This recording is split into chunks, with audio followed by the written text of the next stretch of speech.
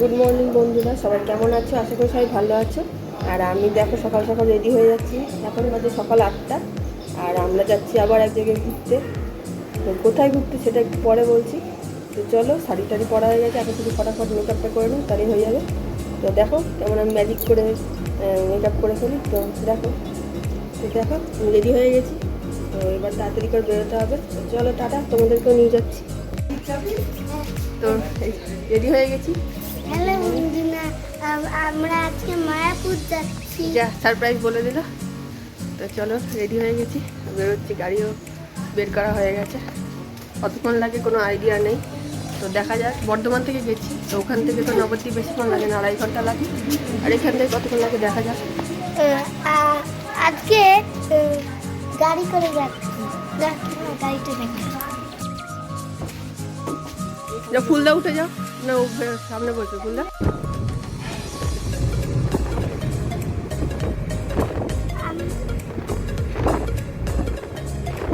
আমরা এক্ষুনি মায়াপুর পৌঁছাবো। 2 ঘন্টা দেরি মায়াপুর পৌঁছানোর।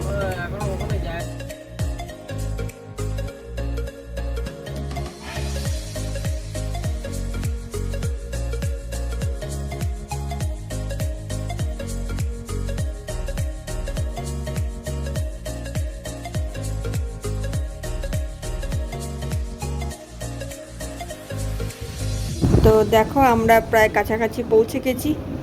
দেখো একটু পরেই এখান থেকে দেখা যাবে মায়াপুরের মন্দির। এই যে এই দেখো দেখা যাচ্ছে। এবার আমরা গাড়িটাকে পার্কিংয়ের ব্যবস্থা করে তারপর ভেতরে যাব। তবে ভেতরে যাওয়ার আগে ভাবছি কিছু চা বিস্কুট খেয়ে তারপর ভেতরে গেলে ভালো হয়, কারণ ওখানে তো টিকিট কাটতে হবে ভেতরে গিয়ে খাওয়া দাওয়ার। দুপুরে ওখানেই প্রসাদ খাবো। তো চলো পৌঁছে গেছি।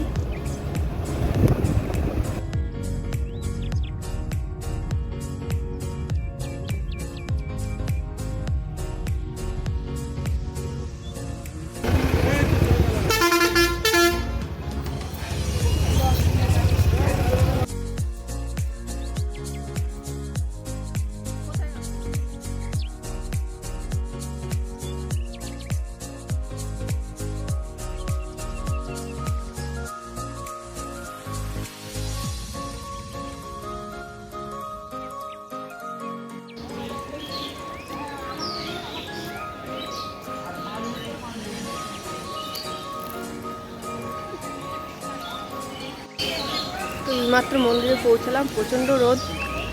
আর ঢোকার সাথে তাই দুপুরে খাবারের কুপনটা কেটে নিয়েছি। এখানে 50 টাকা করে নিল পার হেড। এবার ঢুকবো মন্দিরে, মূল মন্দিরে। তো চলো, ওখানে তো ফোন অ্যালাউ নেই। আগের বছর এসেছিলাম, তোমরা তখন দেখেছি। তো বাইরে থেকে যতটুকু দেখতে পারা তোমাদের দেখানো যাবে ততটুকু দেখাচ্ছি তোমাদের।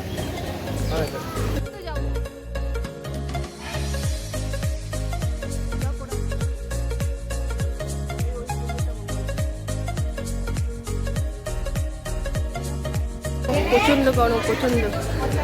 আজকে তো বৃষ্টি হওয়ার কথা, কিন্তু বৃষ্টির কোনো নামগন্ধ নাই। প্রচুর রোদ, হাঁপিয়ে উঠেছে রোদের গরমে। সর।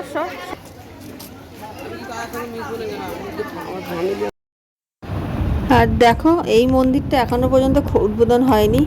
নভেম্বরে উদ্বোধনের কথা আছে, তবে জানি না কবে উদ্বোধন হবে। বহু বছর ধরে তৈরি হচ্ছে। আমরা যখন ছোটোবেলায়, এখানে আমার মামার বাড়ি, তো ছোটোবেলায় যখন আসতাম তখন থেকে দেখতাম এটা তৈরি হচ্ছে। তো এখনও পর্যন্ত তৈরি শেষ হয়নি।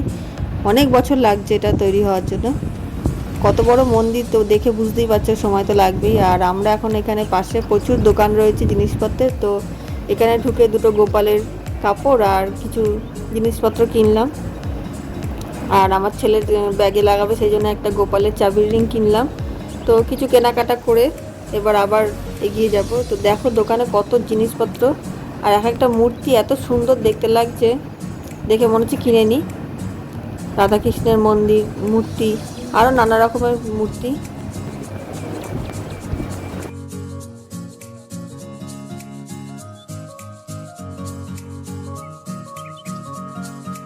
দেখো এখানে কি সুন্দর সুন্দর মূর্তি, দেখেই খুব সুন্দর লাগছে। রাধাকৃষ্ণের আর গোপালের নানা রকমের।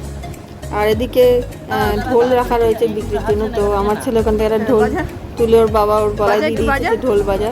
তো ও তো প্রচণ্ড লজ্জা পাচ্ছে, তো বাজানো আর হলো না। তারপর ঢোলটা রেখে আমরা আবার এগিয়ে গেলাম। ওরম করছিস কেন? আওয়াজ কর। হরে কৃষ্ণ বল, হরে কৃষ্ণ বল বাবা, হরে কৃষ্ণ বলতে হবে। এখানে যেখানে দেখবি হরে কৃষ্ণ নাম বল। নাম দে দে, তোর মা নেই সেটা। পেপারটা টানি তো শুধু পেপার নিলে হবে না, পেপারটা টানি তো 30 টাকা শুধু পেপার নিলে, তাই তো? আর দেখো খানিকটা এগিয়ে এসে আমরা এখানে দেখলাম একটা ডিজিটাল থিয়েটার রয়েছে, যেখানে পার হেড 40 টাকা করে নিচ্ছে। আর এখানে সমুদ্র মন্থন দেখাবে 3Dর মাধ্যমে। তো এখানে ঢোকার সময় নাই, সেই জন্য আমরা খানিক একটার মধ্যে আমাদের টিকিট খাওয়ার কুপন কাটা হয়েছিল, তো প্রায় সময় হয়ে গেছিলো বলে এখানে আর ঢোকা হলো না। আমরা সোজাসুজি এখন খেতে চলে যাব, খেয়ে দিয়ে তারপর আমরা মূল মন্দিরে প্রবেশ করব, কারণ টাইম হয়ে গেলে এখানে জানি না নিয়ম কতক্ষণ। তো সেই জন্য আগে যদি টাইম হয়ে যায় ঢুকতে না পারা যায়, তো সেই জন্য ভাবলাম আগে খাবারটা খেয়ে নিই, তারপর বাকিটা ঘোরা যাবে। আর এমনিতেও এখন প্রচণ্ড রোদ, রোদে মাথা ফাতা সব ধরে যাচ্ছে, এত রোদ। তো সেই জন্য আমরা আর বেশি দাঁড়ালাম না এখানে, তো এগিয়ে গেলাম।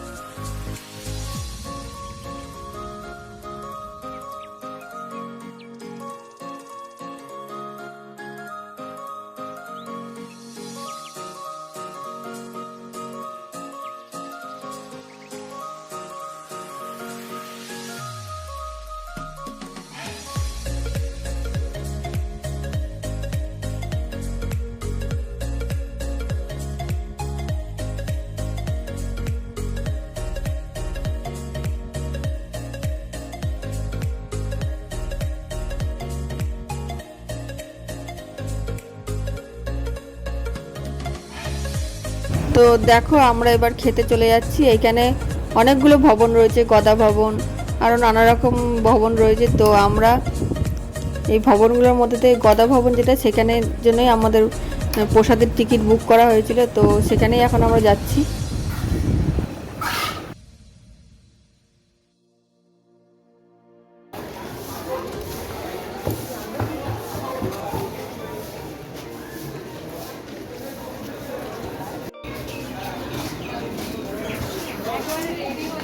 এবার প্রসাদ খেতে চলে এসেছি, আগে প্রসাদ খেয়ে নিয়ে তারপর বাকি পুরো মন্দির ঘুরবো।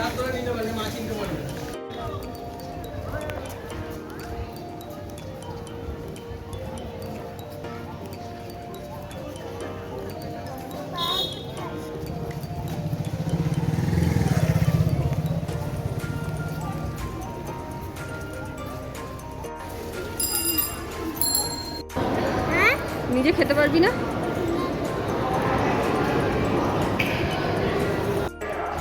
আর এখানে প্রসাদ খাওয়ানোর নিয়ম হচ্ছে, প্রথমে থালা দিয়ে দিল, তার উপর আরেক জায়গায় গেলাম, থালার উপরে আবার পাতা দিল, তার উপরে আরেক জায়গায় ভাত দিল, আরেক জায়গায় তরকারি, 2 রকম তরকারি, আরেক জায়গায় ডাল, আর আরেক জায়গায় ছোটো একটা পাতা দিয়েছিল, তার মধ্যে পায়েস দিয়ে দিল। তো সব নিয়ে নিয়ে গিয়ে তারপর বসে খেতে হচ্ছে। আবার যদি খাবার প্রয়োজন হয় তো গিয়ে আবার নিয়ে আসতে হচ্ছে ভাত।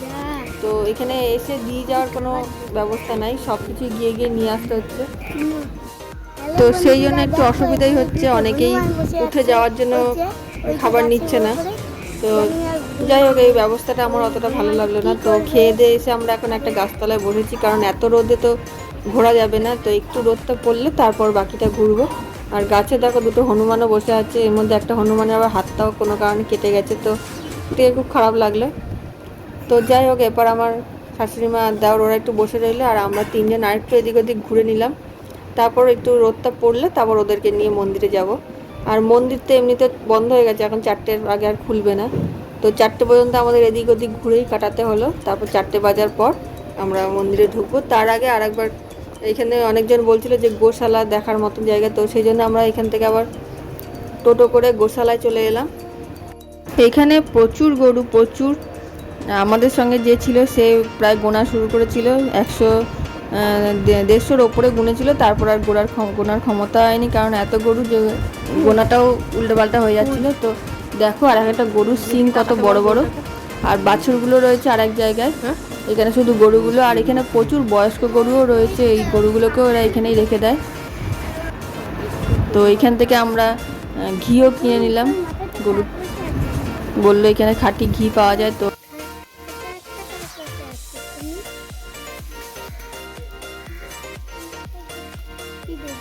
গোশালা দেখে এবার আমরা এখান থেকে বেরিয়ে পড়লাম আবার মন্দিরের উদ্দেশ্যে। বেশিক্ষণের রাস্তা না, হেঁটেও যাওয়া যেত, কিন্তু আমরা যেহেতু চিনি না সেইভাবে, তো সেই জন্য টোটো করে গেলাম, আবার টোটো করেই এসছি। তো এবার বেরিয়ে পড়লাম।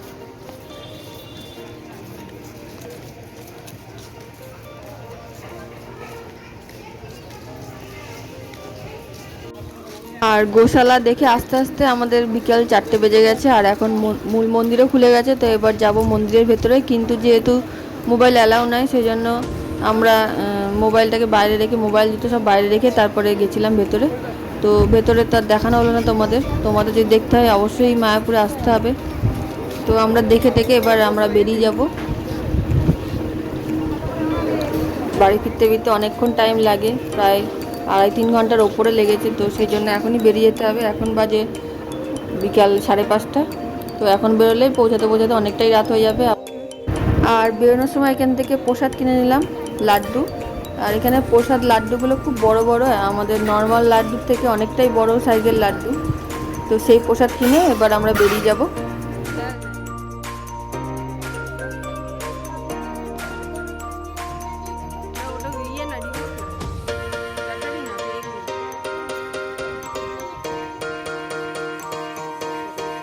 তো এবারে আর আমাদের এই মন্দিরটায় ঢোকার সময় হলো না, কারণ অনেকটাই বেলা হয়ে গেছে। ড্রাইভার যে আছে সে বলল যে তাড়াতাড়ি আমাদের পৌঁছাতে হবে। তো সেই জন্য আর এখানে ঢোকার মতন সময় হলো না, বেরিয়ে যাচ্ছি এবার। মাঝখানে শুধু এই ভেতরে এখানে একটা ছোট্ট পার্কের মতন আছে, সেখানটায় একটু ঢুকে ভেতরটা দেখে এলাম। তো দেখে এবার বেরিয়ে যাব।